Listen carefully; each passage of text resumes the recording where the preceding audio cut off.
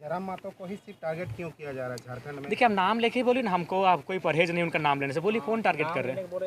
तथाकथित पत्रकार अपने आप को कहते हैं। देखिए, सबसे जो आपके हर एक एक्टिविटी को वॉच करते हैं बहुत माइन्यूटली और उस पर हर एक चीज़ में कमेंट करते हैं। देखिए, अब मैं विस्तार पूर्वक बता देना चाहता हूँ। देखिए, ये मानव की ह्यूमन साइकोलॉजी होती है।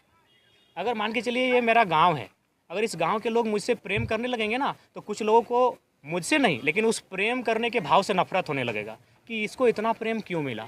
अभी मान के चले, एक बात बताइए, धोनी ने किसी का कुछ बिगाड़ा है? विराट कोहली ने किसी का कुछ बिगाड़ा है? सचिन तेंदुलकर ने किसी का कुछ बिगाड़ा है? लेकिन उनके हेटर्स है कि नहीं? तो लाइक दैट, जब आप सक्सेस होते हैं, जब आप अच्छा काम करते हैं, तो कुछ लोग हेटर्स मिलते हैं। देखिए, एक आलोचना अलग होता है, हेटर अलग होता है। जैसे मान के चलिए, मैं भरे मंचों पर धोनी के ड्रीम 11 का खिलाफ करता हूँ, रोहित शर्मा रहे चाहे विराट कोहली के विदेश में शादी करने का भी मैं खिलाफ हूँ। लेकिन जब भारत को जरूरत पड़ती है कि 3 विकेट गिराए, मैं चाहता हूँ कोहली शतक बनाए। इसका मतलब मैं उनका हेटर नहीं हूँ, मैं उनका आलोचक हूँ कि आपने विदेश में शादी किया, आपने ज्वेलरी ऑस्ट्रेलिया से मंगाया, आपने पानी का बोतल फ्रांस से मंगाया, तो मैंने उनके इस व्यवहार की आलोचना की, मैं उनका आलोचक हूँ। लेकिन ये जो लोग हैं मेरे आलोचक नहीं है, मेरे हेटर है। अगर आप मेरे आलोचक थे तभी तो 8,000 रुपये अंगद नायक को नहीं दिए तो सवाल उठाए। नहीं, आप बिल्कुल उनके परिवार को, सबसे पहली बात, उसकी भरपाई कोई नहीं कर पाएगा। लेकिन आप सच्चाई जान लीजिए, जब वो घटना घटी थी उस समय हम लोग जितना सहयोग पड़ा था, बहुत सहयोग किए थे और आगे भी हम लोग का कोई। अच्छा, एक बात बताएं, नरेंद्र मोदी 3 बार प्रधानमंत्री बने, क्या भारतीय जनता पार्टी के कार्यकर्ता या फिर कोई अन्य दल के कार्यकर्ता सड़क किसी दुर्घटना में इस घटना नहीं होता है? क्या कोई ऐसा पार्टी है जो किसी परिवार के लिए ऐसा खड़ा होता है? तो देखिए, हमने भी, जब हमारी पार्टी कोई विधायक नहीं है, हमारा पास कोई स्रोत नहीं है, उसके बावजूद हम लोग हमेशा खड़े रहे उस परिवार के साथ। लेकिन कुछ लोग हैं जो मतलब दिग्भ्रमित करने का प्रयास करते हैं। बोला जा रहा था कि आप उसको परिवार को 8,000 नहीं, ऐसा कोई स्टेटमेंट है तो दिखा दीजिए, मेरे जुबान से अगर कोई स्टेटमेंट है तो दिखाइए। नरेंद्र मोदी 3 बार प्रधानमंत्री बन गए, तो आज तक उनके राजनीतिक दल से कितने लोगों का घटना घटा? जेएमएम आज इतनी बड़ी पार्टी है, उनके दल से कितने लोगों ने शहादत दिया है, कुर्बानी दिया है? देखिए, परिवार की मुसीबत में साथ आना, ये स्टेटमेंट है और आगे भी हम लोग खड़ा रहेंगे, भले उसके परिवार हमारी क्या बोलती है। उसके बाद देखिए, जहाँ तक आप जिस भाई साहब की बात कर रहे हैं, मैं आपको क्लियरली बताना चाहूँगा, वो उनका जो स्वभाव है वो एक घृणित विकृत मानसिकता का स्वभाव है। उसकी कहानी शुरू होती है मेरे आंदोलन में आने से। देखिए, मेरी आलोचना अगर 2 साल बाद होती तो मैं स्वीकार करता कि चलो अब मैं राजनीतिक पार्टी बना चुका हूँ। मेरी आलोचना तो भाषा आंदोलन के बीच बीच में होने लगी थी, जब मेरा ग्रोथ बढ़ने लगा, जब मेरा क्रेज बढ़ने लगा, लोगों में मेरी पॉपुलैरिटी बढ़ने लगी, तभी मेरा विरोध होने लगा था। और जो भाई साहब की बात करते हैं, उनसे पूछिएगा, 21 तारीख को देखिएगा, आज भी उनका पोस्ट होगा कि मैं अपने कुछ साथियों के साथ पदयात्रा में जा रहा हूँ, कुछ साथियों के साथ। जबकि 17 तारीख को, 4 दिन पहले, धनबाद और बोकारो में 250 लोगों का मीटिंग था। हम लोग का ये रणनीति था कि तेलमोचो ब्रिज का एक साइड हम लोग जाम कर देंगे 72 घंटा के लिए, अगर भाषा वापस नहीं होता है तो। हमें लगता है उसके बाद जैसे हम 17 को मीटिंग करते हैं और जब ये निर्णय आपस में चर्चा करते हैं, हालांकि तय नहीं हुआ था करेंगे कि नहीं, अगले दिन भाषा वापस हो जाती है। जब 18 को भाषा वापस हो चुकी है तो 21 को क्यों गए थे? तो इसका रीज़न यही था, एक हमारे तो चाची के भी बड़े नेता हैं जो मेरे ही क्षेत्र के हैं, और उनको भी ये लगा था कि अगर ये लड़का आगे बढ़ेगा तो कहीं ना कहीं मेरे लिए संकट होगा। तो उन लोग एक प्लानिंग किया कि अब इसको पूरा राज्य जानने लगा है, इसके हाथों में नेतृत्व है, मानव श्रृंखला हो चुका है, लाखों की भीड़ आ चुकी है, अब क्या कीजिएगा ना, कुछ नया कीजिए ताकि नेतृत्व को इसके हाथों से लिया जाए। तब वो क्या किए, पद यात्रा निकालें। आपको पद यात्रा जाना था, हम लोग भी समर्थन करते। उस मीटिंग में चर्चा काहे नहीं हुआ? जो मीटिंग धनबाद और बोकारो तेलमोचो ब्रिज में बुलाया गया था, जिसमें 250 नौजवान थे, उस मीटिंग में वे भी उपस्थित थे।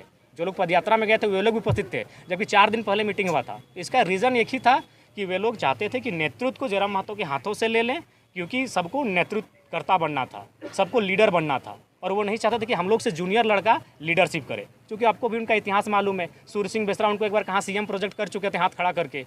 ये हमारे जो नेताजी हैं, आज हमको लगता है 7-8 साल पहले से अपने आप को टुंडी का यूथ आइकॉन लिखते हैं फेसबुक में। तो ये लोग ऑलरेडी अपने आप को नेता, स्वघोषित नेता मान चुके थे और जनता हमें मान रही थी। तो लिहाजा उनको उस बात से तकलीफ हुई। मैंने पहले कहा, आलोचक अलग होते हैं, हेटर्स अलग होते हैं।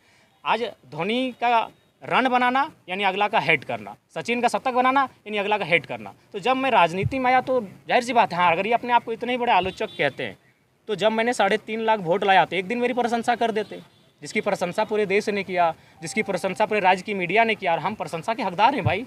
1952 से भारत देश में चुनाव होता है, 27.5% वोट आज तक कोई इंडिपेंडेंट कैंडिडेट फर्स्ट अटेम्प्ट में नहीं लाया है।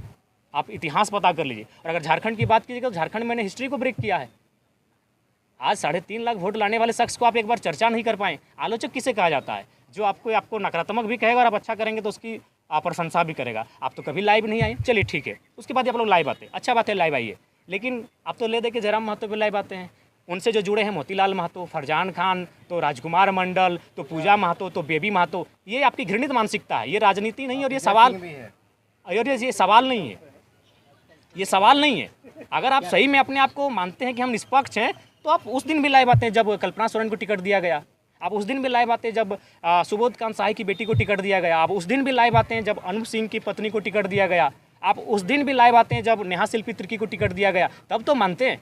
क्या लगता है ये लोग कहीं से प्रेरित है या नहीं, biased? फंडिंग है आप कहिएगा तो, चूँकि जो लोग उनको मिलाने का काम किए उन लोग बोलने के लिए तैयार है, लेकिन वो थोड़ा सा हमने कहा कि नहीं रिश्ता ख़राब मत कीजिए।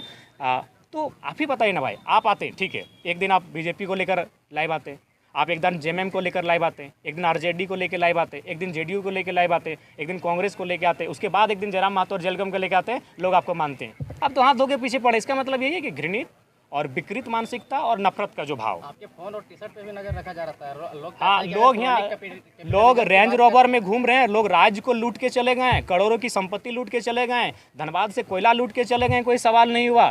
क्यों आप चाहिए टी शर्ट का हिसाब लीजिए, 800 700 900 यही टी शर्ट होता है। हम लोग बोले तो हम जब दिल्ली गए थे हम लोग एक थोक में 6-7 टी शर्ट वहाँ से लेके आए थे, क्योंकि एक के बदले एक इस टाइप का ऑफर था, करोल बाग से लेके आए, जाइए पता कर लीजिए। तो इसे कहीं ना कहीं एक घृणित व्यवहार कहेंगे, और वही जो नेतृत्व नहीं चाहते थे कि उनसे जूनियर लड़का नेतृत्व करे। बोलिए एकदम लॉजिकली आप किसी से पूछ लीजिए, मानव श्रृंखला से लेकर अब तक आखिर वो लोग पद यात्रा में क्यों गए थे? अगर 17 तारीख को अभी पोस्ट अभी भी है कि मैं अपने कुछ साथियों के साथ पद यात्रा में जा रहा हूँ, और जाते जाते क्या हुआ, जेबीएसएस का लेटर जारी होने लगा सीएम के नाम से, तो कभी अनशन के लिए। क्या है भाई, जब आप कुछ साथियों के साथ अपना पर्सनल जा रहे हैं तो फिर जेबीएसएस बीच में क्यों आ गई? उस समय जेबीएसएस हमारा संगठन था। जयराम को इससे ज़्यादा नफरत झेलना पड़ेगा चुनाव के समय में। नहीं, हम लोग तैयार हैं, और हम अपने नफरत करने वालों से भी कहेंगे धीरज रखिए। हम सुरेश महतो के वंश में से आते हैं, सुरेश महतो की यहीं हत्या हुई थी, हत्या होते होते उन्होंने कहा अरे अभी जिंदा हैं, मार के तो जाओ, बच गए तो ठीक नहीं होगा। जब उनको मारा गया तो पूरा भौरा में जश्न मनाया था उनके दुश्मनों ने। तो जो लोग नफरत करते हैं धीरज रखिए, हमारी भी आयु जब निकट आएगी हम आपको भी जश्न का मौका देंगे, अभी कुछ साल जीने दीजिए। आप जो नफरत करने वाले हैं उनकी नफरत को भी स्वीकार करते हैं। अब आप बात करते हैं यूट्यूबर्स की, आए थे हमारे पास, उनका सीधा आरोप था कि ढोलू साहब 1 करोड़ लिए हैं, हमको 10 लाख चाहिए। हमने कहा भाई ये मिथ्या है, छोड़िए। हमारे का अभिनेता का नाम है उनका भाई साहब देवानंद भाई साहब हैं, एक सिने स्टार अशोक कुमार भाई साहब, इस तरह करके कुछ नाम है उन लोग का, आए थे। और उसके बाद भी उन लोग को कौन मैनेज किया? वो लड़का तैयार है, वो लड़का कपूरिया का है, लेकिन वो है कि वह एक जेएमएम के बड़े नेता का रिलेटिव है। तो हम बोले नहीं, रिश्ता मत खराब करो मेरे कारण। वो बोलने के लिए भी तैयार है कि उनको हम कहाँ पैसा दिए हैं, कहाँ उनको वीडियो बनाने के लिए भेजे हैं, उनके साथ हम क्या क्या किए हैं। तो ये पैसा नहीं थी इसलिए आपको जी जी पड़े मांगे हमारे। जयराम महतो पर भी तो आरोप लगता है, तो आपके पास कुछ प्रूफ है कि ये लोग पैसा उठाया है?